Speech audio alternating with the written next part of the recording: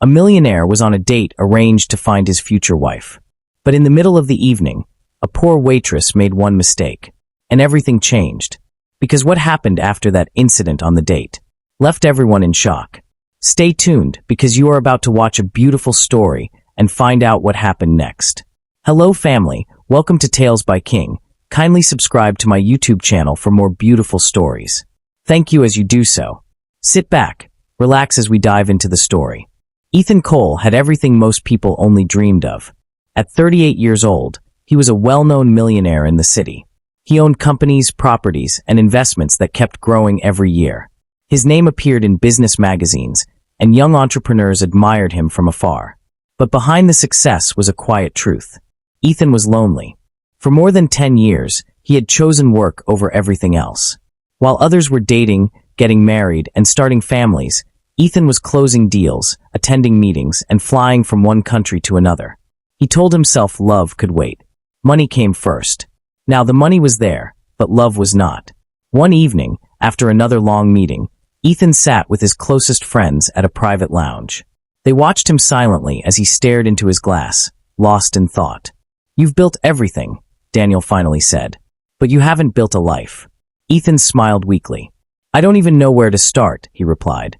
"That's why we're helping," another friend said. "You don't need more money. You need a woman." They laughed, but their words stayed with him. That night, Ethan went home and stood alone by the large glass window of his penthouse. The city lights shone brightly below, but his home felt empty. No laughter, no warmth, no one waiting. For the first time, he admitted the truth to himself. "I don't want to grow old alone." So when his friends suggested setting him up on a date, Ethan agreed. Her name was Vanessa Reed. They described her as elegant, confident, and from a good background. She moved in the same social circle as them and understood the world of wealth and status. "She's perfect for you," Daniel said. "She fits your life." Ethan wasn't sure, but he said yes. The date was planned at one of the most expensive restaurants in the city. The kind of place where everything sparkled, crystal glasses, soft music, and carefully arranged tables. On the evening of the date, Ethan arrived early. He sat at the table, adjusting his suit, feeling strange. He had faced billion-dollar deals without fear. Yet this simple date made his chest tight. When Vanessa arrived, heads turned. She was beautiful and confident, wearing an elegant gown that hugged her perfectly. Her walk showed pride, and her smile carried assurance. "You must be Ethan," she said, extending her hand. "Yes," he replied politely. They sat. The conversation began smoothly: business, travel, luxury, and social events. Vanessa spoke easily, confidently, and proudly. Ethan listened.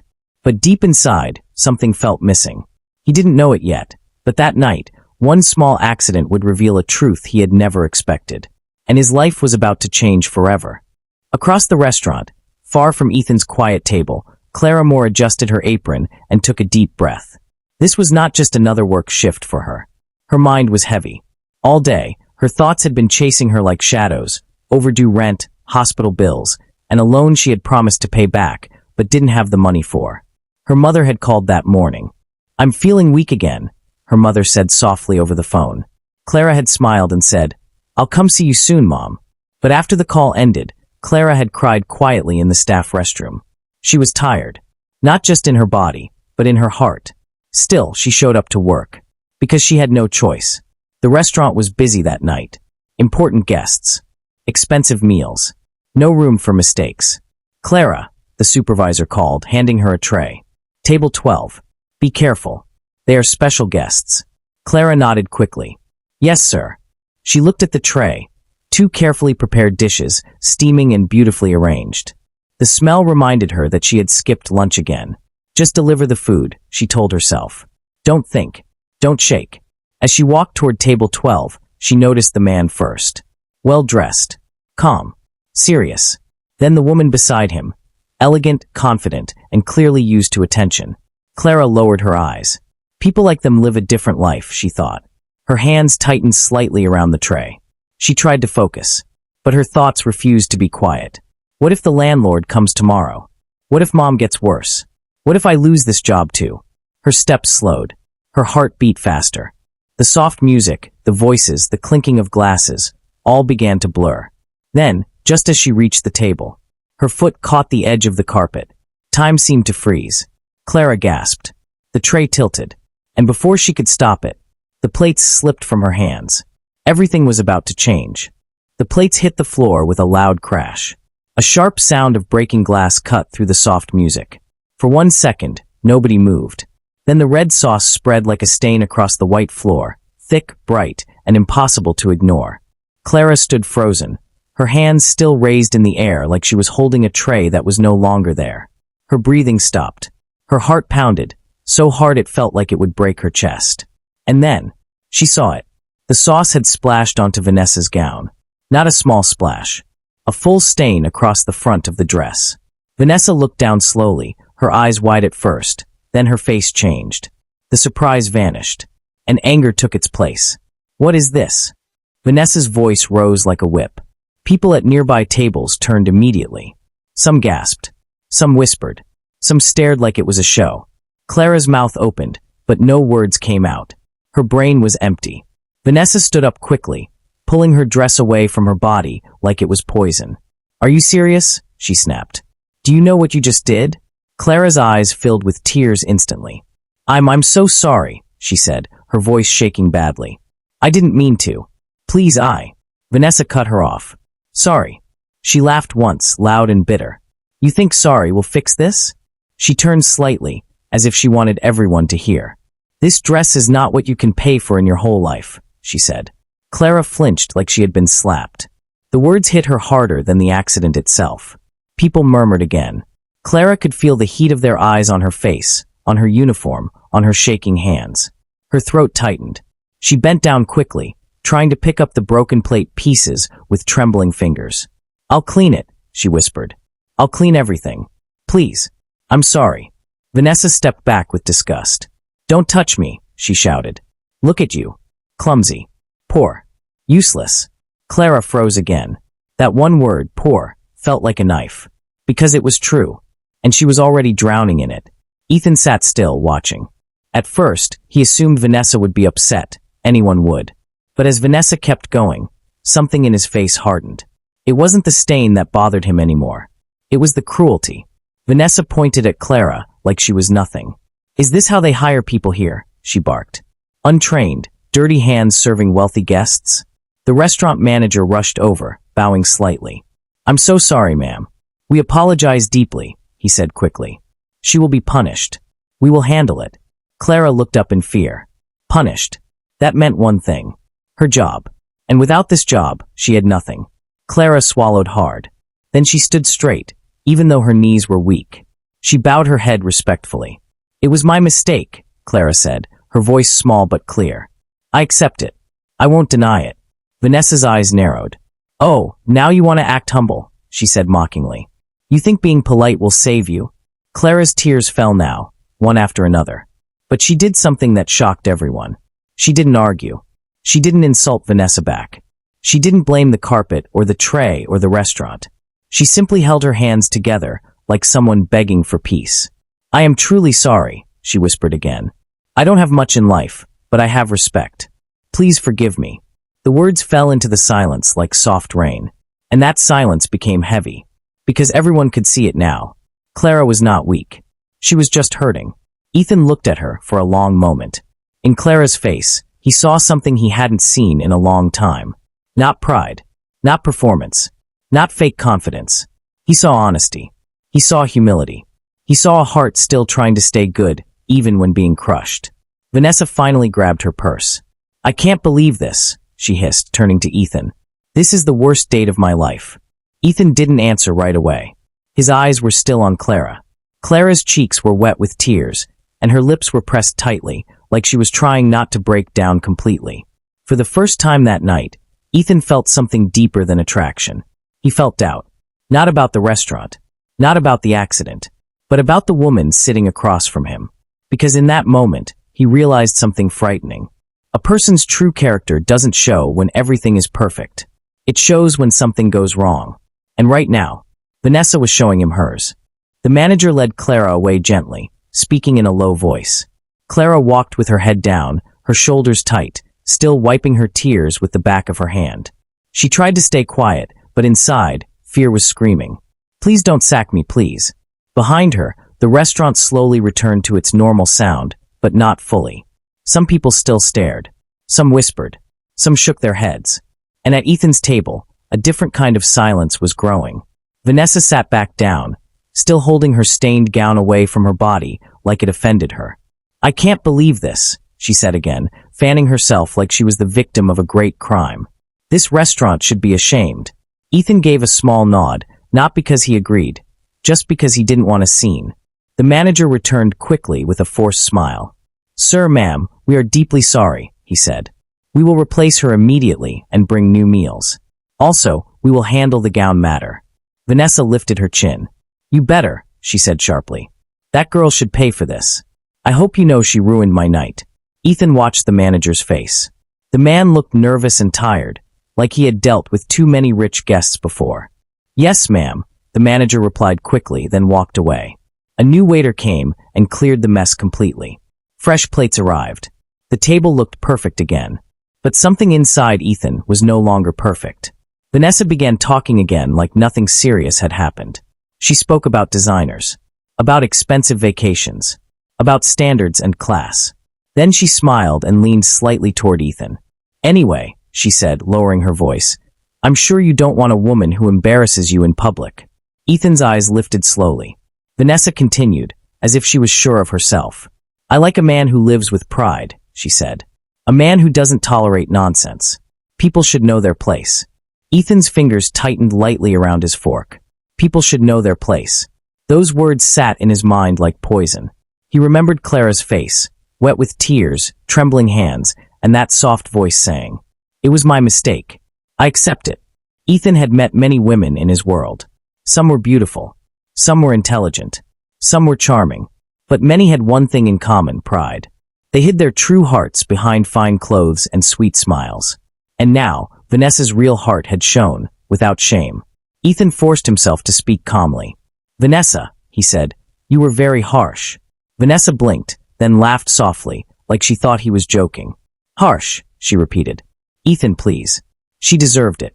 If she can't do her job, she shouldn't be here. Ethan stared at her for a moment. He wasn't angry yet. He was disappointed. And that disappointment felt heavier than anger. Vanessa picked up her drink and sipped slowly. You know, she said casually, my friend told me you are a serious man. Not like those men who fall for pity stories. Ethan's brows tightened slightly. Vanessa continued, smiling as if she was being wise. I'm not heartless, she said. But emotions make people weak. You don't become a millionaire by being soft. That statement hit Ethan in a strange place. Because Ethan did not become a millionaire by being soft, true. But he also didn't become one by being cruel. He became one by being disciplined, focused, determined. And deep down, he still believed something important. Money should never kill your humanity. Vanessa suddenly sighed and looked down at her gown again. This stain will not come out, she muttered. Honestly, it's disgusting. Then she looked up at Ethan, her eyes shining with expectation. So Ethan, she said, smiling again, what do you think? It was a simple question, but Ethan knew what she meant. She wanted him to agree with her, to praise her, to choose her. Ethan slowly put down his fork. He looked around the restaurant, beautiful lights, soft music, elegant people. Yet his mind was no longer at the table. His mind was in the staff room, where a poor waitress was probably still crying, wondering if her whole life was about to collapse. Ethan exhaled quietly. Vanessa, he said gently, I don't think we're looking for the same thing. Vanessa's smile froze. What do you mean? She asked, her voice suddenly sharper. Ethan kept his tone calm. I'm looking for someone with kindness, he said. Someone with humility. Someone with a good heart when no one is watching. Vanessa stared at him like he had insulted her. Are you serious? She whispered. You're judging me over a waitress? Ethan's eyes stayed steady. I'm not judging you over a waitress, he said. I'm judging you over your reaction. Vanessa's face hardened. So what? She snapped. You want to marry a poor girl with cheap shoes? Someone who drops food on people. The words were meant to mock him. But instead, they made Ethan even more certain. Because Vanessa didn't understand the truth. Clara's mistake was an accident. Vanessa's cruelty was a choice. Ethan stood up slowly. Vanessa gasped. You're leaving, she asked. Ethan reached for his wallet and placed money on the table. I'm ending the date, he said quietly. I'm sorry. Vanessa stood too, embarrassed and furious. This is unbelievable, she hissed. Your friends told me you were smart. Ethan looked at her, calm but firm. I am, he replied. That's why I'm not ignoring what I just saw. Then he turned and walked away from the table. Not toward the exit, but deeper into the restaurant. Toward the back. Toward the staff area. Toward the girl whose tears had disturbed his heart. And as he walked, he felt something he hadn't felt in a long time. A strange hope. Because maybe the right woman was not the one his friends presented on a plate. Maybe she was the one life revealed by accident.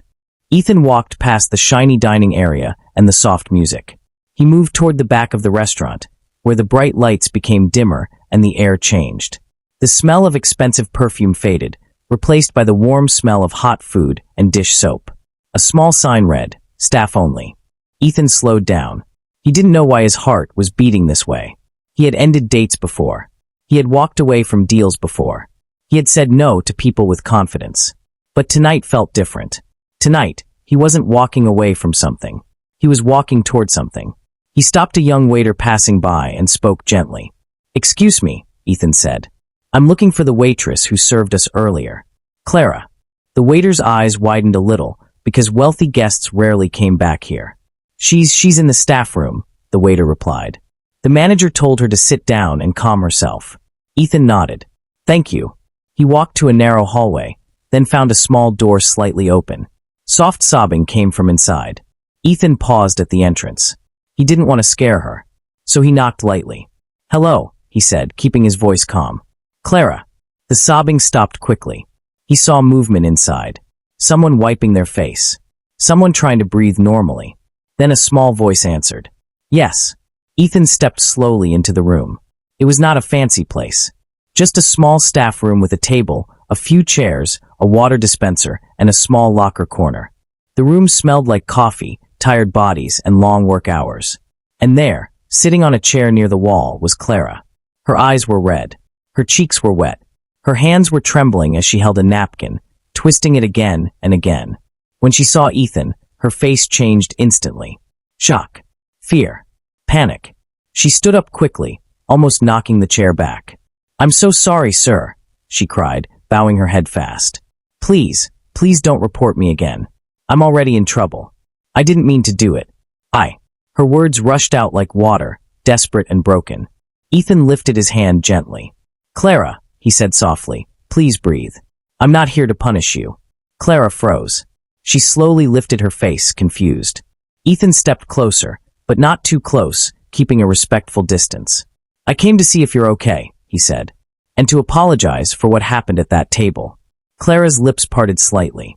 "Apologize," she repeated as if she thought she heard wrong. Ethan nodded. "I'm sorry you were spoken to like that," he said. "You didn't deserve it." Clara's eyes filled with tears again, but this time the tears were different. Not shame. Not fear. It was the kind of tears that come when someone finally shows you kindness after a long time. She looked down quickly. "Thank you," she whispered. "But it was my fault. I made the mistake." Ethan watched her carefully. Most people, after being embarrassed like that, would be angry. They would shout. They would defend themselves with pride. But Clara wasn't like that. She still accepted responsibility. She still spoke with respect. Ethan's voice became even gentler. "I know it was an accident," he said. "But what surprised me was how you handled it." Clara swallowed. "I didn't handle it well," she said quietly. "I cried."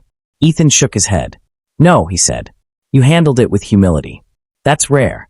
Clara gave a small, bitter smile. "Humility is easy when you have no power," she said. That sentence struck Ethan deeply. He didn't answer quickly, because her words carried truth. Ethan looked at her hands, rough from work, small cuts near the fingers, nails trimmed short like someone who didn't have time for beauty. He looked at her uniform, clean but old, clearly washed many times. Clara noticed his eyes and quickly held the napkin tighter, like she wanted to hide herself. Ethan spoke again. "Why were your hands shaking when you came to the table?" he asked gently. "You looked like your mind was far away." Clara's throat tightened. She tried to smile like everything was fine, but her eyes betrayed her. "I'm okay," she said quickly. Ethan didn't push. He only nodded slowly. "I understand," he replied. "Sometimes people say they're okay, because they don't want to be a burden. Clara's lips trembled. That was exactly what she felt. For a few seconds, she fought with herself. Then her shoulders dropped, and her guard broke. "My mother is sick," Clara whispered, staring at the floor. "She needs medicine. She needs checkups. But her voice cracked. "I don't have enough." Ethan's chest tightened. Clara continued, the words pouring out now. "I also have debt," she said. "I borrowed money when Mom got worse. I thought I could pay little by little, but everything became harder. Rent went up. Transport went up. Food went up. Everything." Her tears dropped again. "And today, the man I borrowed from warned me," she whispered. "He said if I don't pay soon, he will come to my house and embarrass me. Or take my things." Ethan's face changed. Not into pity, but into deep concern. Clara wiped her face quickly, ashamed. "I'm sorry," she said, shaking her head. "I shouldn't be telling you this. You didn't ask for my problems." Ethan's voice was calm. "I did ask," he said. Clara looked up. Ethan continued. "And I'm glad you told me," he said. "Because you're not just a waitress to me." Clara blinked. "What do you mean?" she whispered. Ethan took a slow breath. "I mean, I saw your heart tonight," he said. "And I haven't seen something like that in a long time." Clara didn't know what to say. She only stared at him, confused and scared. Because men like Ethan didn't come into staff rooms. Men like Ethan didn't talk this way to women like her. Ethan glanced toward the door, then back at her. "Are you going home after this shift?" he asked gently. Clara nodded slowly. "Yes," she replied. "If the manager doesn't sack me first." Ethan's eyes sharpened. "Did the manager say you would be sacked?" Clara hesitated. Then she whispered, "He hasn't decided." But the lady was shouting, "And they always choose the customer." Ethan's jaw tightened slightly. He hated that truth. He reached into his pocket, pulled out a card, and placed it on the table beside her. Clara stared at it like it was something dangerous. "My number is there," Ethan said. "When your shift ends, call me. I want to make sure you get home safely." Clara's eyes widened. "Sir, why?" she asked, her voice shaking. Ethan looked at her with calm honesty. "Because I want to see you again," he said. "Not as a waitress. As Clara." Clara's breath caught. She felt her heart race. And for the first time in a long time, hope knocked softly on her door. But she was still afraid.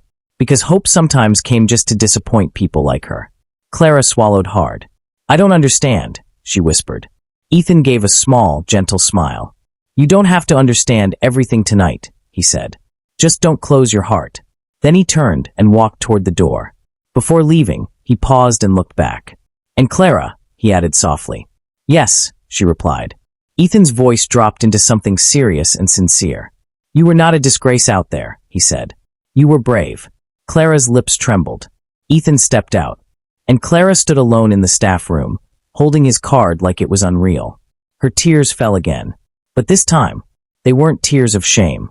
They were tears of confusion, and a small, trembling hope that maybe her story was about to change. And somewhere in the front of the restaurant, Vanessa sat alone, furious and humiliated, still not understanding why a man like Ethan would walk away from pride, to search for a poor waitress with a broken heart, because she didn't know the truth. Sometimes, a single accident doesn't destroy a life. It reveals the right person. That brings us to the end of this video. I hope you find this story worth watching. If you do, kindly subscribe to my YouTube channel for more beautiful stories, like, comment, and share this video to your friends and loved ones. Your support and engagement encourage me to post more videos.